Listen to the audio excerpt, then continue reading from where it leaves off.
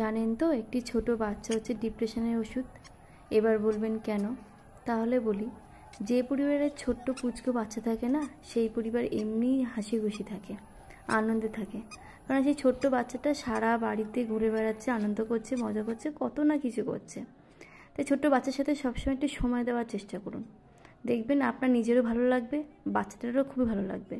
অনেক বাচ্চা আছে খুবই দুষ্টুমি করে, এমনই সে দুষ্টুমি করে যেন মনে হয় যে এটা পিট্টি দিয়ে দিই। কিন্তু ভেবে দেখুন তো, আজকে এই বাচ্চা যদি দুষ্টুমি যদি না করতো, তাহলে কি আপনার ভালো লাগতো? মোটেই আপনার ভালো লাগতো না।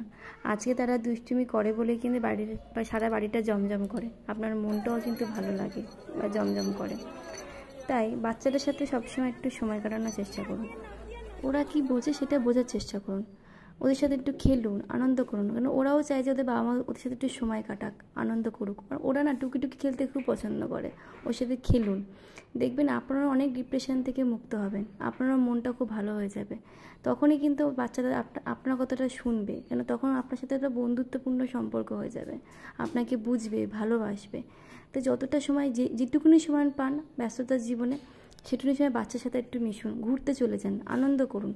দেখবেন আপনি বাচ্চাটা তখন আপনাকে সবসময়ের জন্য ভালোবাসবে, আপনাকে আগলে রাখবে।